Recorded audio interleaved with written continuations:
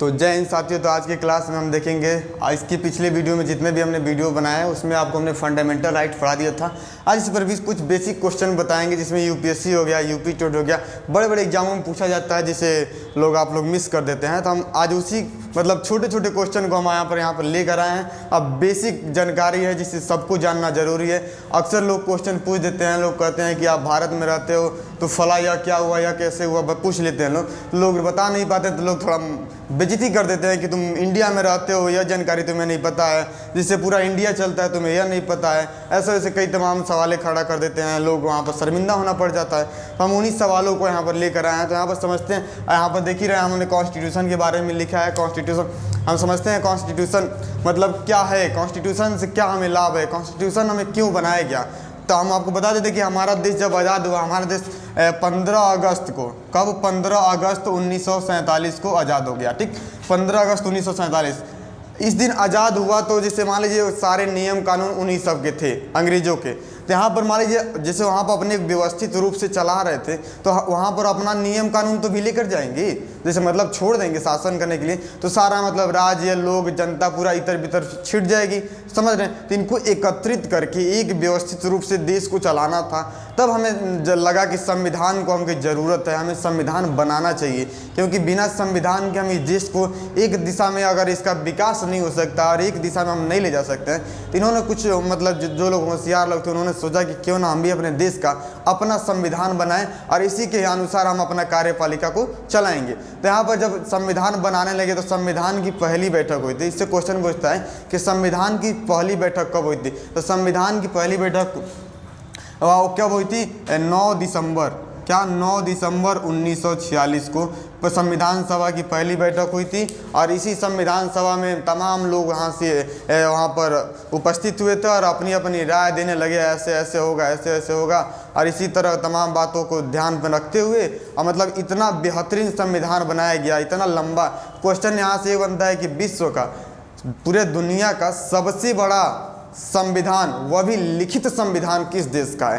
तो अपना इंडिया है। समझ रहे हैं, इंडिया है। कहाँ, कौन देश है? इंडिया।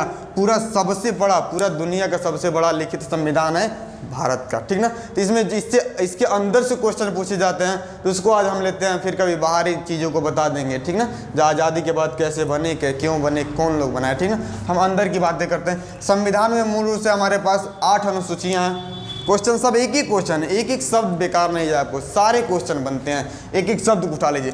पूछेगा क्वेश्चन कि संविधान में कितनी अनुसूचियां हैं, तो संविधान में सीधा, अगर संविधान में सीधा पूछ दे संविधान में कितनी अनुसूचियां हैं, क्वेश्चन दो तरह से बनता है। संविधान में कितनी अनुसूचियां हैं, या ऐसे भी क्वेश्चन बन सकता है कि मूल संविधान में कितनी अनुसूचियां हैं, वर्तमान संविधान में कितनी अनुसूचियां हैं। मूल संविधान की जब जिक्र करेगा तो आप अनुसूचियों की संख्या 8 पर टिक कर दीजिएगा। अगर पूछ दो संविधान में कितनी अनुसूचियां हैं, तो सीधे सीधे आप 12 पर टिक करिएगा। क्वेश्चन एक घुमा सकता है कि वर्तमान संविधान में कितनी अनुसूचियों की संख्या है, तो 12, क्योंकि जब मूल संविधान बनाया गया तो उसमें मूल पर समझते हैं, मूल बनाया गया तो उसमें 12 अनुसूचियां थी। ठीक, अब बढ़ाकर उसे संशोधित करके 4 और जोड़ दिया गया, जिससे 12 हो गए। ठीक ना। उसमें भाग कितने हैं? जैसे मान लीजिए कहानी की तरह संविधान लिख दिए होते तो आप कैसे ढूंढते हैं अब कि नागरिकता की बात कहाँ की गई है, मूल कानून की, मूल अधिकार की बात की यहाँ की, तो कुछ हेडिंग तो बताना पड़ेगा ना कि फले पेज पर, फले जगह पर आप जाएंगे तो आपको यह मिल जाएगा। इसीलिए अनुसूची डाली गई, अनुच्छेद डाले गए। किताब में नहीं देखते हैं इस हेडिंग में है, उस लाइन में है, इस पन्ने पर है, इस अध्याय में है, ये सब है ना चीज़, किताबों मिलते हैं। इसको समझिए किताब है, इसी से अपना देश चलता है। इसी तरह की तमाम किताबें हैं देश को चलाने के लिए, अभी बताते हैं आगे। इसमें केवल इस सब की जरूरत नहीं थी, वैसे लिख दिया था कहानी की तरह, लेकिन इन सबको हमको लगा कि जरूरत है, वैसे लोग ढूंढ नहीं पाएंगे, इसीलिए इन सबको अनुच्छेद, भाग और अनुसूचियों में बांटा गया। ठीक ना। इनसे क्वेश्चन मानता है कि अनुसूचियों की संख्या 8 है, उसमें मूल संविधान में 22 भाग हैं, जिससे बढ़ाकर 25 कर दिया गया। ठीक ना, ABCD करके गिने हैं, लेकिन मूल संविधान हमारे 8 है, 8 अनुसूचियाँ हैं, 22 भाग हैं। अनुच्छेदों की संख्या ज़्यादा पूछता है क्योंकि इसमें बढ़ता रहता है। अनुच्छेदों की संख्या 395 है। देखिए 395 से इस समय कितने हो गए हैं? 448 हमने काउंटिंग किया। जैसे मान लीजिए हमारा 2 अनुच्छेद 2 हो गया, तो उसमें 2A हो जाएगा, 2B हो जाएगा, 2C हो जाएगा, इस तरह हो सकता है।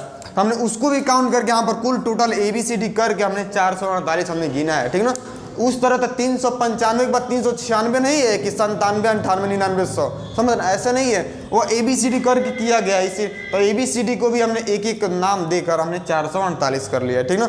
ये नहीं कि 395 का 396 ढूंढेंगे आप तो 396 नहीं मिलेगा, ये सब 395 के अंदर के ही पूरा 448 है, ठीक ना। तो यहाँ से क्वेश्चन बनता है कि इस समय कितने आए और मूल में कितने थे, ठीक ना। तो इन सबको ध्यान दे दीजिएगा। एक क्वेश्चन देखिए, ये बड़ा अनोखा क्वेश्चन है, आप पूछता नहीं है लेकिन फिर भी आपकी जानकारी के लिए हम बता देते हैं। जैसे जो हमारा मूल संविधान है, आपको पता होगा कि संसद में रखा गया है, एकदम सुरक्षित रखा गया है कि कोई चोरी नहीं कर सकता है। जो हमारा मूल संविधान का वास्तविक वजन है ना, वह 3.75 किग्रा है। जो हमारा मूल संविधान है, पूरे दुनिया का सबसे बड़ा लिखित संविधान, वह 3 यानी कह सकते हैं कि 4.25 किलो का है। कितना? 4.25 किलो का हमारा संविधान है, 3.75 किग्रा का, ठीक। पूछता नहीं है फिर भी आपकी जानकारी के लिए बता दिया, ठीक।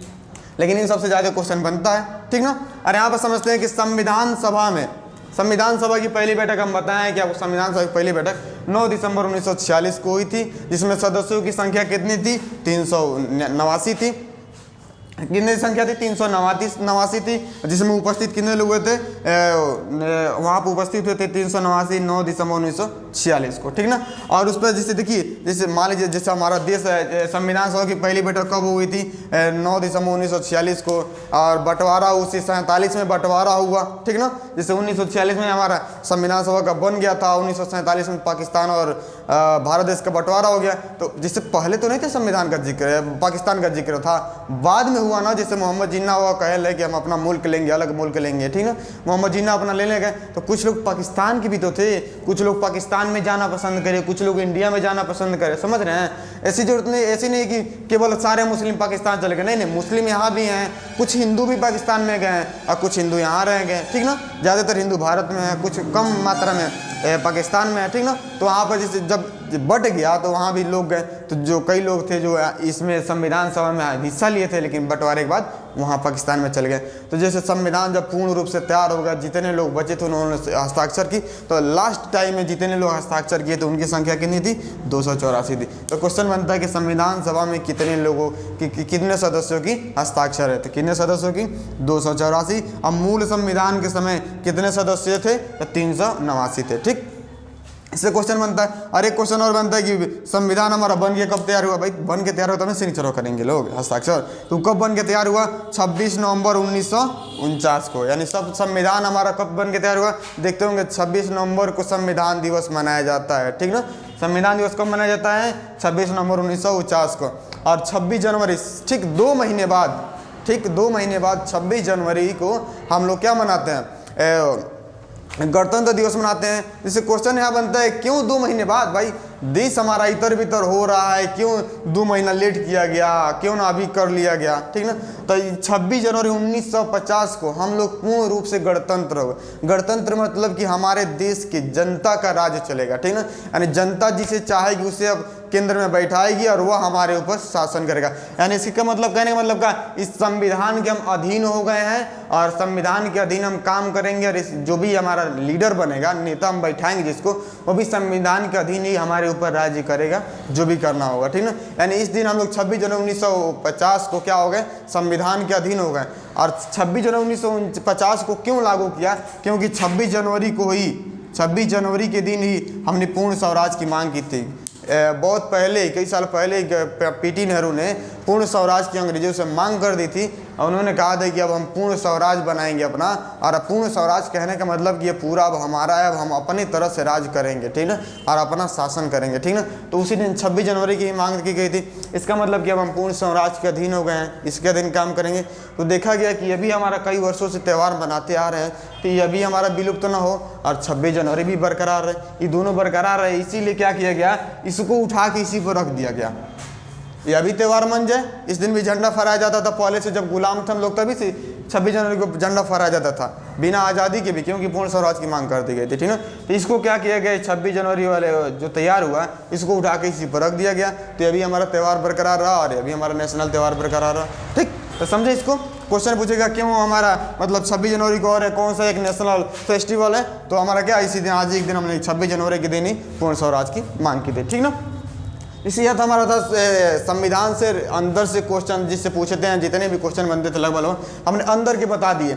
अब समझते हैं मतलब जो अक्सर सुनते होंगे कि आईपीसी की धारा इतने के तहत उठा लिया गया, कोई आत्महत्या की कोशिश किया तो आईपीसी की धारा 309 लगा दिया गया, उसको ले जाके जेल में 2 साल 3 साल रख दिया गया। 420 अक्सर देखते हैं गांव में लोग कहते हैं कि 420 है, 420 आईपीसी की धारा है। 420 में मतलब आप क्या नहीं कर सकते, मतलब बेईमानी उमानी नहीं कर सकते हैं, पैसा लेकर नहीं छीन सकते हैं, ठीक ना, उन सब की चीज़ें बातें हैं जिसमें हम आईपीसी को बताते हैं, आईपीसी समझते हैं इसमें। तो इसमें आगे भी मिल जाता है, कई सारे धाराएं मिलते हैं, आईपीसी से मिलते हैं, कई से सीआरपीसी से मिलते हैं, इसमें मिलता है आपको सीपीसी। तो आईपीसी में हो जाता है आईपीसी, यह होता है इंडियन पेनल कोड, इसी में आ जाता है सीआरपीसी, इसमें आ जाता है क्रिमिनल प्रोसीजर कोड जो हो जाता है। एक और होता है सीपीसी, इसमें क्या हो जाता है सिविल प्रोसीजर कोड हो जाता है। इसके तहत जो होता है पुलिस धारा चार्ज लगा के हमको भेज देती है, कोर्ट न्यायालय में भेज देती है। न्यायालय में जाकर जज साहब हमको क्या करते हैं, वो साबित करना होता है वहाँ पर जज साहब को ये अगला मुजरिम है कि नहीं है। इसके तहत आपको साबित किया जाए कि आप मुजरिम है कि मुजरिम नहीं है, और मुजरिम साबित हो गए तो इसके तहत आपको सज़ा दी जाती है। और यह होता है सिविल प्रोसीजर कोड, इसमें क्या होता है मतलब इसमें सजा वजा नहीं मिलती है, इस नॉर्मल है फौजदारी मामला में हो गया, ठीक है। तो इसके अगले वीडियो में इसमें से कुछ इंपॉर्टेंट धारा भी बता देंगे और इन सबको समझा देंगे, मतलब कितने प्रकार की किताब है जो हमारे देश में कानून की तरफ से कार्य करते हैं, कौन सा कचहरी में क्या होता है, कोर्ट में क्या होता है, हाई कोर्ट सुप्रीम कोर्ट, ठीक है। आगे से इसकी वीडियो में सब बता देंगे, ठीक है। तब तक के लिए जय हिंद।